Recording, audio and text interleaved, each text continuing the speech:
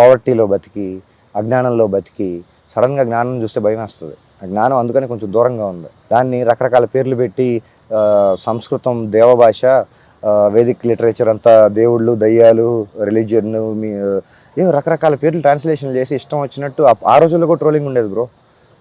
ఇప్పుడు social media లేకపోయినా గట్టిగా చేశారు వీళ్ళందరూ.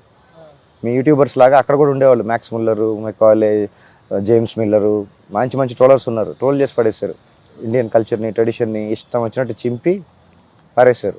ఆ ఏరుకొని అరకొర నాలెడ్జ్లో ఆక్పాక్ కరేపాక్ తెలియని జనరేషన్లో బతుకుతున్నాం. దాన్ని కలియుగం అంటారు. సో మీరు కూడా అదే ట్రోలింగ్ల నుంచి మళ్ళీ వైరల్ అవుతున్నారు ఇప్పుడు మళ్ళీ. Good question. మనది ఒక బతుకేనా కుక్కల వలె నక్కల వలె, మనది ఒక బతుకేనా సందులలో పందుల వలె. తర్వాత ఎవరు రాశారు ఇది? నేను కాదు, శ్రీశ్రీ గారు. ఇప్పుడు కాదు, చాలా సంవత్సరాల క్రితం. చాలా, అంతవరకు చాలు. ఆయన అప్పుడే రాశాడు. నేను నా ఎక్స్టెన్షన్ విత్ డ్యూ రెస్పెక్ట్స్ అని మనది ఒక బతుకేనా కుక్కల వలె పందుల వలె, మనది ఒక బతుకేనా సందులలో పందుల వలె అని కనీసం నా edition with due respects to Sri Sri గారు అని కనీసం ఆలోచించటానికి కూడా అర్హత లేని సొసైటీలో బతుకున్నందుకు సిగ్గేస్తుంది నాకు, బతుకుతున్నందుకు. అది నా వర్షం. ఓకే, మీరు అందరికి రెస్పెక్ట్ ఇస్తారు. రెస్పెక్టా? ఓకే, రెస్పెక్ట్ ఇస్తారు కదా మీరైతే అందరికి. రెస్పెక్ట్ ఇచ్చేది పుచ్చుకునేది కాదు bro. You need to earn it. Okay, ఇదిగో రెస్పెక్ట్ తీసుకో అంటే ఇచ్చేది కాదు. You need to earn it. Okay, so మొన్న ఇచ్చింది ఏందో మరి, ఏదో అమ్మాయి పైన మీరు ఇగపడి మేకప్ వేసుకొని వచ్చినావు. నాకు ఎగ్జాక్ట్ లైన్స్ నేను ఏం మాట్లాడాను నువ్వు విన్నావా? విన్నా, వీడియో చూసి నేను మాట్లాడుతున్నా. అదే నువ్వు అన్న మాటలు. ట్రాఫిక్ ఇబ్బంది, ట్రాఫిక్ సమస్యలు అవుతున్నాయి ఇక్కడ, ఎందుకు వాళ్ళని ఎందుకు రెచ్చగొడుతున్నారు అనే పర్సెప్షన్లో మీరు మాట్లాడినారు. అది ఒక 22 నిమిషాల వీడియో ఐ థింక్ యూట్యూబ్లో కొంచెం వైడ్లీ అవైలబుల్. నేను ఎంటర్ అయిన దగ్గర నుంచి ఎగ్జిట్ అయ్యేదాకా టోటల్గా ఒకసారి చూసి నేను ఏం మాట్లాడాను, నా ఉద్దేశం ఏంటి, నా మాటలు ఏంటి. I'm not even taking a single word back. I stand by my every word. సరే, పక్క ఉంటారు కదా మీరు. సో అదే రోజు ఆ కుమారి ఆంటీ తీసేసిన రోజు, బండి తీసేసిన రోజు నేను అక్కడే ఉన్నా. మీరు అదే రోజు ఇట్లా పోలీస్ వాళ్ళతో మా మీడియా మాట్లాడుతుంటే మీ పిచ్చికుంట్ల మీడియానో సంథింగ్ ఏదో మాట్లాడుకుంటూ పోయినారు ఆ రోజు. అట్లాంటి మాటలు నా నోట్లోంచి రావు. లిటరల్లీ చెప్తున్నాను. మీరు ఆ మాట ఎందుకంటే మీరు తొక్కల జర్నలిస్ట్ ఏదో సంథింగ్ ఏదో మాట్లాడారు, కావాలంటే పక్కకి వెళ్ళి తీసుకోండి, నడి రోడ్డు పైన పోలీసులు నిలబెట్టని చెప్పి అనుకుంటా వెళ్ళారు. కాంటెక్స్ట్ లో ఏదో పదం వచ్చి ఉంటది కానీ ఈ పదం అయితే నాకు రాదు, నాకు పలకడం కూడా రాదు. నేను ఎందుకంటే అక్కడే ఉన్నా కాబట్టి నేను ఇట్లాంటి పదం అయితే నేను వాడలేదు. అట్లాంటి దగ్గర సౌండ్లు వచ్చి ఉంటాయి. ఆపరేషన్ థియేటర్లో చేయరిగింది అనుకో, లోపలికి వెళ్తే వాళ్ళు సాఫ్ట్గా పొలైట్గా నీకు నచ్చినట్టు ట్రీట్ చేయరు. షార్ప్ ఆబ్జెక్ట్స్ తోటి షార్ప్గా కోసి షార్ప్గా పని చేస్తేనే పని జరుగుద్ది అక్కడ. అంతమంది ఎర్రి గొర్రె లాంటి జనాల మధ్యలో ఏమండి మీ వల్ల ఇక్కడ ఇబ్బంది అవుతుందండి, కొంచెం ట్రాఫిక్ కొంచెం క్లియర్ చేయండి అంటే కనీసం రీచ్ కూడా అవ్వదు. కొన్ని షార్ప్ వర్డ్స్ వాడాల్సి వస్తుంది. అక్కడ పని జరిగింది కదా, అప్పుడు ఒక్కొక్కసారి షార్ప్గా వాడాల్సి వస్తుంది. దాంట్లో లోక కళ్యాణం కోసం అలా జరిగిపోయింది. దానివల్ల తప్పేంటి ఒప్పేంటి అంటే రిజల్ట్స్ చూడండి. జనాలు కూడా వింటుంటారు, చూస్తుంటారు కదా, కమెంట్స్ చదవండి. నేను ఎన్ని తప్పులు మాట్లాడాను, నా ఇంటెన్షన్ ఏంటి, నా పర్పస్ ఏంటి, నా ఇంటెన్షన్ ఏంటి ఒకసారి వెరిఫై చేయండి. ఆ అమ్మాయి ఎవరో నాకు తెలీదు, ఆ మేకప్ గురించి నాకు ప్రాబ్లం లేదు, కాంటెక్స్ట్ అది కానే కాదు. ఆ అమ్మాయి మైక్ పెట్టుకొని ఒకటే క్వశ్చన్, అదే స్మైల్ తోటి ఫుడ్ ఎలా ఉందండి, కూర ఎలా ఉందండి, ప్రపంచానికి అవసరమా ఇప్పుడు? ఏడేమన్నా ఫస్ట్ టైం వండుతుందా, ఫస్ట్ టైం జరుగుతుందా? అదే క్వశ్చన్ అదే ఆన్సర్ చెప్పి ట్రాఫిక్ని ఇంకొంచెం అడిషనల్గా బ్లాక్ చేసి ఆ కెమెరాలో కనపడటానికి వెనకాల సొంగ గార్చుకుంటూ 20-30 మంది వెయిట్ చేస్తున్నారు కెమెరాలో కనపడటానికి. అరే నేను కుమారి ఆంటీ దగ్గరికి వచ్చా చూడు టీవీలో కనిపించడానికి అని చెప్పడానికి వచ్చిన 20 మందికి వాళ్ళ వెనకాల ట్రాఫిక్ వెనకాల ఉన్న 50-100 మంది ఒకసారి చూస్తే ఆ వీడియోలో తెలుస్తుంది మీకు. ఓకే, వాళ్ళందరికీ ఒక్కొక్కరికి పేరు నా చెప్తే అర్థం కాదు, అది ప్రాక్టికల్గా వర్కౌట్ అవ్వదు. Okay done bro. మీరు ఇక్కడ హైదరాబాద్లో గత 20 years నుంచి ఇక్కడ ఉన్నారు హైదరాబాద్లో? 27-29 years నుంచి నా బేస్ ఇదే. ఓకే, 27 years నుంచి ఉంటున్నారు. అంటే గత ప్రభుత్వం ఎలా ఉంది, ఇప్పుడు వచ్చిన కాంగ్రెస్ ప్రభుత్వం ఏ విధంగా ఉంది? వచ్చి కూడా 60 days అవుతుంది కాంగ్రెస్ ప్రభుత్వం. డెవలప్మెంట్ విషయానికి వస్తే అలాగే మీరు అర్థమైపోయి ఉంటుంది కదా మీకు కూడా. ఓకే, అంటే ఇప్పుడు ఏం ఎక్స్పెక్ట్ చేస్తారు నా దగ్గర నుంచి ఆన్సర్? మీరు ఏం చెప్తారో అది ఎక్స్పెక్ట్ చేస్తున్నాం. ఓకే, మన తెలంగాణ ప్రస్తుతం నేను కూడా తెలంగాణలో ఉన్నాను కాబట్టి, so I belong to both the states. తెలంగాణలో ఉన్నాను కాబట్టి మన తెలంగాణ ప్రభుత్వంలోని హోమ్ మినిస్టర్ పేరు చెప్పు. తెలంగాణ ప్రభుత్వంలో మహమ్మద్ అలీ హోమ్ మినిస్టర్ ఇప్పుడు ప్రెసెంట్ హోమ్ మినిస్టర్ పేరేంటి?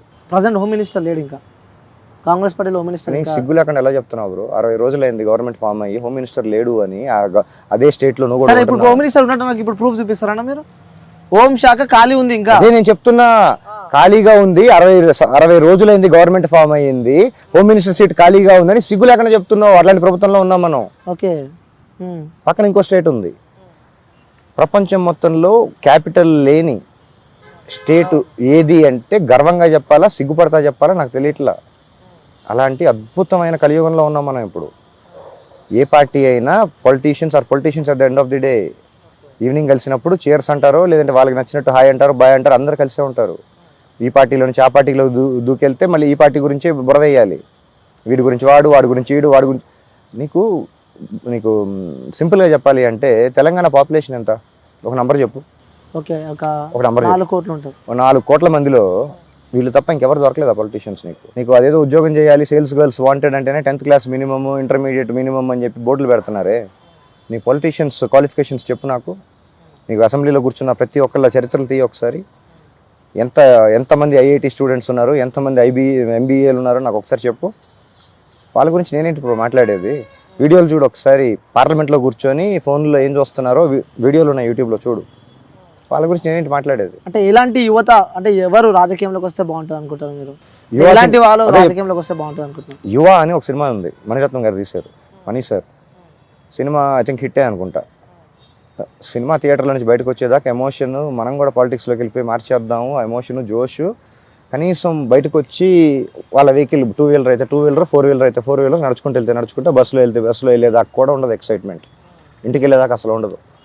భారతీయుడు సినిమా సూపర్ హిట్, అదిరా పేట్రియాటిజం.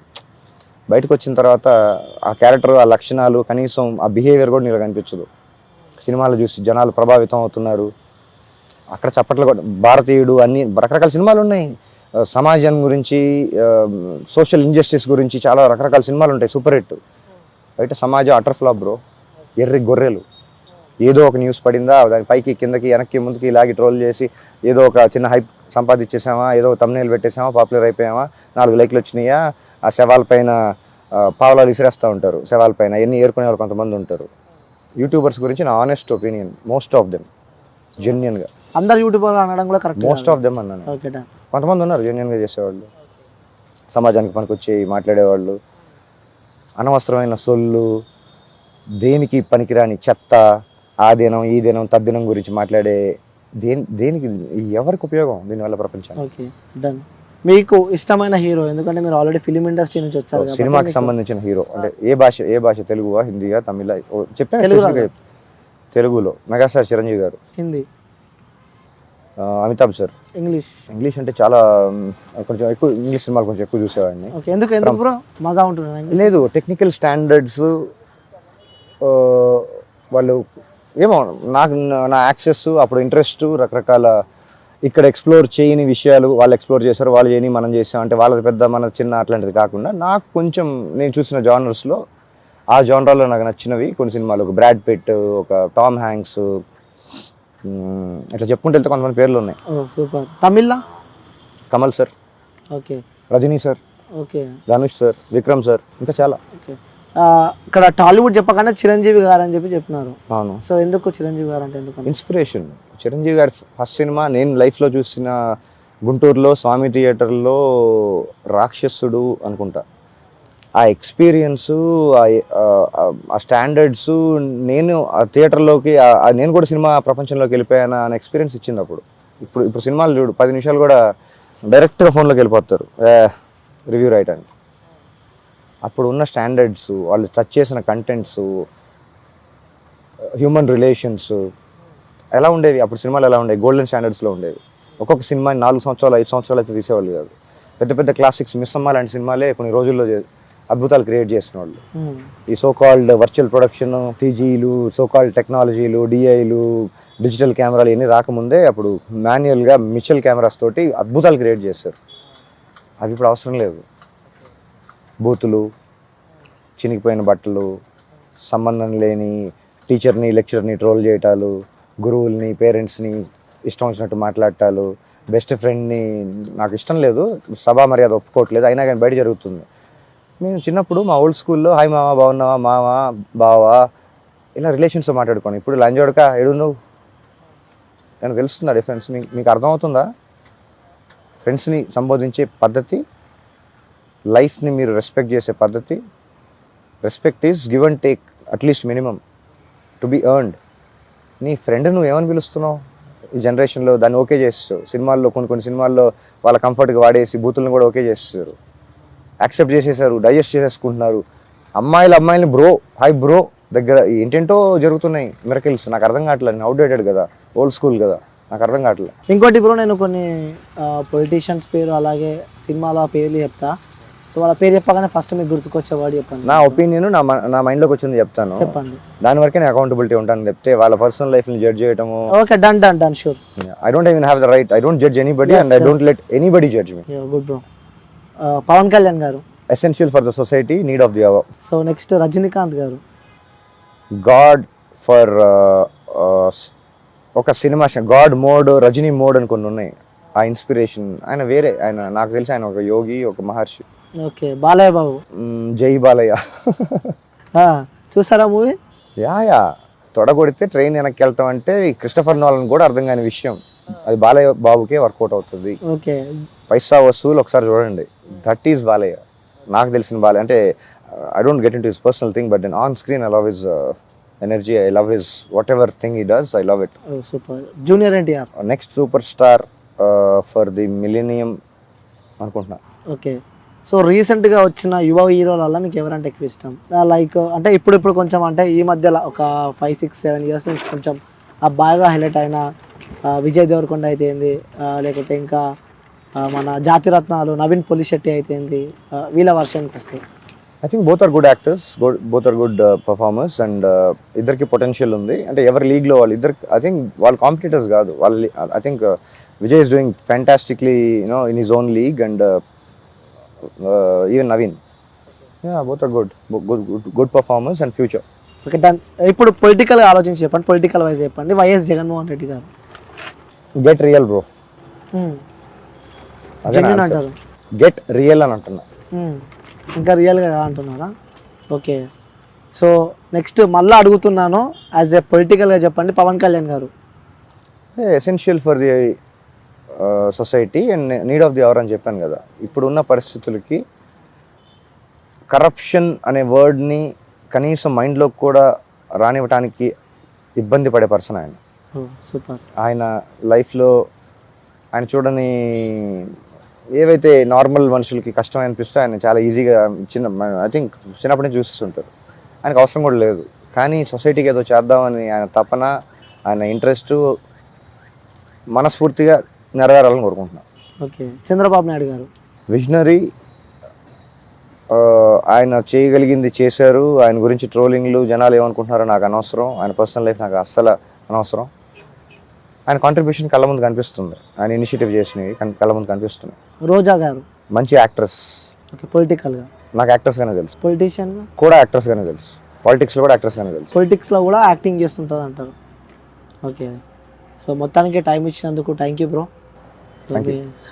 సూపర్. నాకు నిజంగా చెప్పాలంటే మీతో టైం స్పెండ్ చేస్తే నిజంగా నాకు కూడా చాలా సంతోషంగా, చాలా మంచిగా అనిపించింది. సో ఇంకా టైం స్పెండ్ చేయాలని ఉంది, కానీ చూసే వ్యూవర్స్ కోసం కూడా మనం ఆలోచించాల్సిన అవసరం ఉంది. సో మేబీ కుదిరితే మీరు ఫ్రీ ఉన్నప్పుడు కూడా నేను వచ్చి మీతో ఇంకా కొన్ని విషయాలు ఈ సమాజానికి అయితే అలాగే తెలుసుకోవాలనుకుంటున్న వాళ్ళకి కూడా చెప్పే ప్రయత్నం అయితే చేద్దాం బ్రో. మీరు ఏమంటారు? I'm open to ideas. నాకు తెలిసిన ఇన్ఫర్మేషన్ అంటే ఇప్పుడు ఇన్ఫర్మేషన్ ట్రాన్స్లేట్స్ టు నాలెడ్జ్ అంటే కాదు. Information is information. దాంట్లో right information only transfers to knowledge or wisdom. కొంచెం వెరిఫై చేసి ఆ ఇన్ఫర్మేషన్ మనం చదివింది కొంచెం క్రాస్ చెక్ చేసి డైజెస్ట్ చేసుకొని అప్లై చేస్తే బెటర్ అని నా ఒపీనియన్. నేను మాట్లాడిన ప్రతి మాట మీరు క్రాస్ చెక్ చేసుకోండి, వెరిఫై చేసుకోండి. ఎన్ని తప్పులు మాట్లాడాను, ఎన్ని బూతులు మాట్లాడాను, కమెంట్స్లో మీకు వస్తాయి అనుకుంటా ఫీడ్బ్యాక్. ఓకే. ఫీడ్బ్యాక్ వచ్చినాక కూడా అదే ఫీడ్బ్యాక్తో మళ్ళీ మీ ముంగటికి వస్తా bro. Done. Thank you bro. Thank you so much.